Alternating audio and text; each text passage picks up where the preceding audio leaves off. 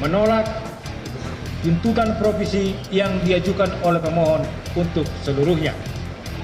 Tentang eksepsi, menolak eksepsi termohon untuk seluruhnya. Tentang pokok perkara, 1. Menolak permohonan pra-peradilan pemohon untuk seluruhnya. 2. Membebankan biaya perkara kepada pemohon sejumlah nihil. Pra-peradilan Tom Lembong ditolak. Ditulis oleh Widodo Sihotang. Like, subscribe, dan share. Agar channel ini makin berjaya. Pengadilan Negeri Jakarta Selatan akhirnya berbicara dengan suara yang menggema seperti gemuruh badai, menolak mentah-mentah permohonan pra-peradilan yang diajukan oleh Thomas Trikasih Lembong. Mantan Menteri Perdagangan itu kini terperangkap dalam labirin tuduhan korupsi, di mana dinding-dindingnya terus bergerak mendekat, siap menghimpitnya tanpa ampun.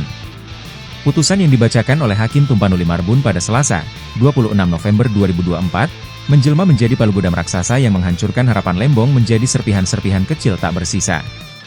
Ruang sidang, yang tadinya hanya dipenuhi ketegangan, berubah menjadi arena eksekusi. Suara hakim, seperti raungan guntur yang membelah langit malam, mengukuhkan nasib Lembong. Mengadili, dalam pokok perkara, 1. Menolak permohonan pra-peradilan pemohon untuk seluruhnya, diujar Hakim Tumpanuli. Kata-katanya seperti belati yang menyayat harapan terakhir Lembong, meninggalkannya dalam kegelapan tanpa secercah cahaya. Jalan keluar yang selama ini ia kejar lenyap, seolah tertutup kabut hitam pekat yang tidak pernah bisa ditembus. Namun, pukulan itu tidak cukup. Harapan Lembong untuk berlindung di balik permohonan provisi pun diruntuhkan tanpa belas kasihan. Permohonan, yang awalnya dirancang seperti tameng pelindung, hancur berkeping-keping oleh keputusan hakim yang tegas. Menolak tuntutan provisi yang diajukan oleh pemohon untuk seluruhnya, diujar hakim, suaranya seperti deru ombak besar yang menghantam karang. Rasanya seperti pintu terakhir di lorong panjang yang gelap ditutup rapat dengan rantai baja, meninggalkan Lembong terjebak dalam ruang yang semakin sempit. Putusan ini menjelma stempel merah menyala, yang tertanam dalam seperti cap dosa abadi. Status tersangka terhadap Lembong kini tak lagi bisa digugat, seperti matahari yang tak bisa dihentikan sinarnya. Dalih-dalih kuasa hukum yang mereka bawa seperti asap tipis yang mencoba menutupi langit, namun lenyap dalam sekejap oleh hembusan angin kebenaran. Bahwa alasan-alasan pemohon yang menyatakan penahanan tidak sah, tidak dapat diterima, diujar Hakim Tumpanuli, suaranya mengguncang ruang sidang seperti gempa bumi yang meluluh lantakan fondasi argumen Lembong. Kasus ini membentang jauh ke masa lalu, saat Lembong duduk di singgasana kekuasaan sebagai Menteri Perdagangan. Kebijakan pemberian izin impor gula kristal yang ia keluarkan, yang dahulu mungkin ia anggap permata, kini berubah menjadi duri tajam yang menusuk dirinya sendiri. Dengan nilai kerugian negara sebesar 400 miliar rupiah, kebijakan itu seolah menjelma monster yang bangkit dari masa lalu, mengejarnya tanpa henti.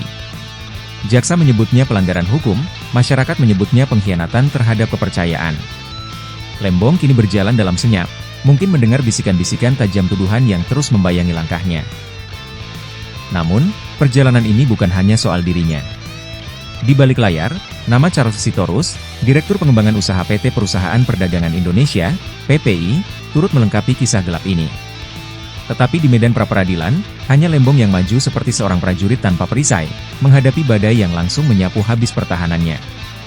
Momentum ini adalah ledakan besar yang mengguncang dunia hukum dan menciptakan gelombang yang tak terhindarkan. Jampitsus Kejaksaan Agung kini melangkah menuju panggung pengadilan tipikor, tempat pertempuran terbesar akan berlangsung. Pengadilan itu bak arena gladiator, tempat setiap bukti menjadi tombak, setiap argumen menjadi pedang. Lembong akan berdiri di sana, tanpa perlindungan, menghadapi para jaksa seperti harimau lapar. Apakah dia akan bertahan melawan gelombang besar ini, atau akan ditenggelamkan hingga tak terlihat lagi di permukaan? Sejarah mungkin akan mencatatnya, tetapi untuk saat ini, perjalanan Tom Lembong terasa seperti sebuah jalan tak berujung di atas bara api, di mana setiap langkah membakar, dan setiap nafas adalah penderitaan yang tak tertahankan. Like, subscribe, dan share.